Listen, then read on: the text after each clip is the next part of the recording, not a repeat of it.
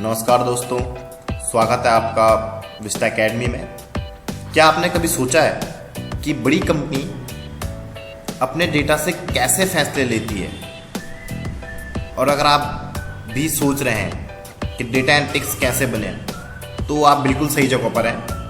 आज मैं आपको स्टेप बाय स्टेप बताऊंगा कि डेटा एनालिटिक्स बनने के लिए कौन सी 10 जरूरी स्किल्स चाहिए और कैसे आप इस करियर की शुरुआत कर सकते हैं। तो जो सबसे पहला स्टेप है वो है हमारा मैथ और स्टैटिस्टिक्स। डेटा एनालिटिक्स बनने का पहला और सबसे जरूरी स्टेप है मैथ्स और स्टैटिस्टिक्स। ये मैंने आपको बताया। इसमें क्या क्या आता है आपको mean, median, standard deviation, variance जैसे कॉन्सेप्ट्स अच्छे से आने चाहिए। क्यों? क्योंकि यही कॉन्सेप्ट्स आपके डेटा में पैटर्न और ट्रेंड समझने में हेल्पफुल रहेगा। एग्जाम्पल ले लेते हैं, चलिए। सेल्स डेटा में एवरेज निकालना और सीजनल ट्रेंड को समझना, जिसके लिए आपको मैथ्स और स्टैटिस्टिक्स आना जरूरी है। सेकंड स्टेप है आपका data analyst tool. Data analyst बनने के लिए टूल्स का नॉलेज बहुत ज़रूरी है।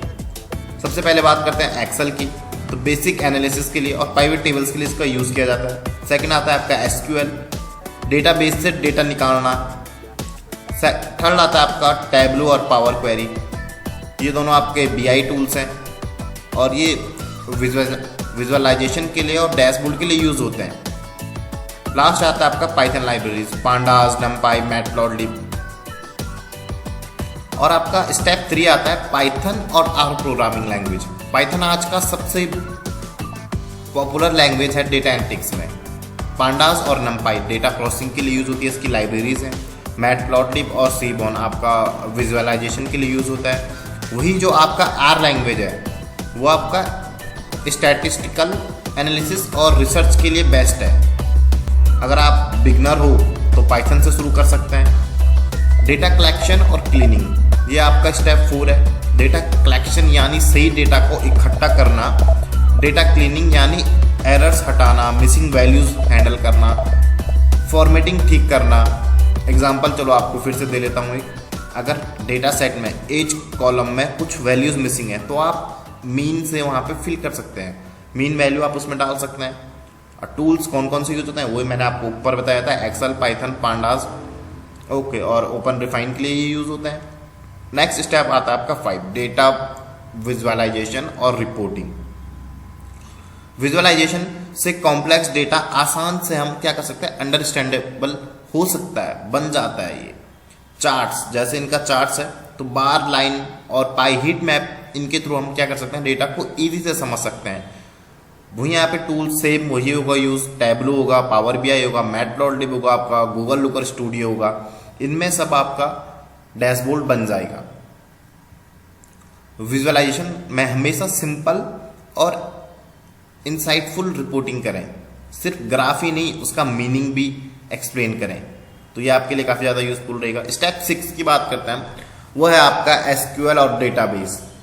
एसक्यूएल क्या करेगा? एसक्यूएल आपकी हेल्प करेगा डेटाबेस से डेटा निकालने में।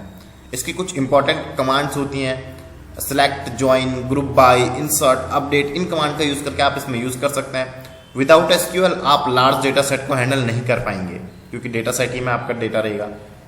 ओके, स्टेप 7 बात करना है मशीन लर्निंग और डेटा मॉडलिंग। डेटा एनालिस्ट के लिए बेसिक मशीन लर्निंग जरूरी है। एल्गोरिदम होती हैं मशीन लर्निंग में, जैसे रिग्रेशन हो गया, आपका क्लासिफिकेशन हो गया, क्लस्टरिंग हो गया। डेटा मॉडलिंग क्या होते हैं? डेटा को स्ट्रक्चर करना ताकि एनालिसिस में आसान हो।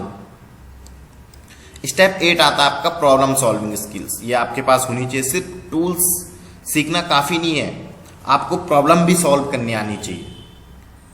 जो इसमें इसके स्टेप्स होते हैं, सबसे पहले हम प्रॉब्लम कह देते हैं, आइडेंटिफाई करते हैं। फिर उसके बाद हम डेटा को कलेक्ट करते हैं, देन उसमें एनालिसिस करके उसका सॉल्यूशन निकाल देते हैं और फिर उसको टेस्ट और अप्लाई करते हैं। एग्जाम्पल, चलिए आपको एक एग्जाम्पल भी मैं आपको बता रहा हूँ। अगर किसी कंपनी का कस्टमर चर्न बढ़ रहा है, कस्टमर चर्न मतलब वहाँ का कंपनी का एट्रिशन हो रहा है, बढ़ रहा है, तो डेटा एनालिटिक्स ये बताएगा कि कौन सी कस्टमर लीव कर सकता है, वो भी आपका हिस्टोरिकल डेटा देख के। लास्ट स्टेप या लास्ट सेकंड स्टेप हम इसको बोलेंगे प्रोजेक्ट और इंटर्नशिप। थ्योरी को प्रैक्टिकली अप्लाई करना है।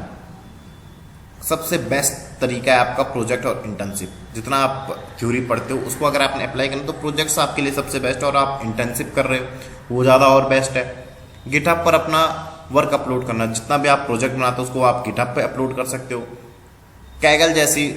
कैगल कंपटीशन ज्वाइन करें। कैगल में एक वेबसाइट होती है जहां आपको पता नहीं, वहां आपको डमी डेटा मिलता है, वहां आप कंपटीशन भी होते हैं, आप उनको ज्वाइन कर सकते हैं।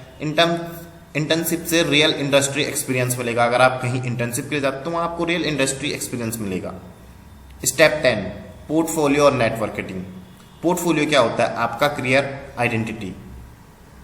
ओके, आपका कैरियर आइडेंटिटी होता है। गिटहब, लिंक्डइन पर प्रोजेक्ट को शोकेस करें, वहां आप अपलोड कर सकते हैं, उनको आप शोकेस कर सकते हैं। नेटवर्किंग करें, मीटअप्स, वेबिनार करें, कम्युनिकेशन है आपके उसमें।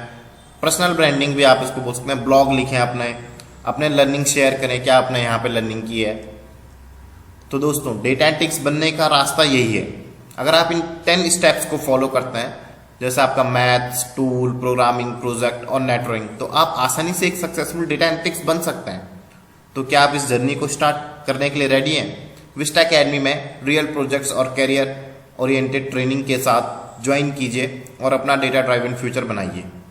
Thank you.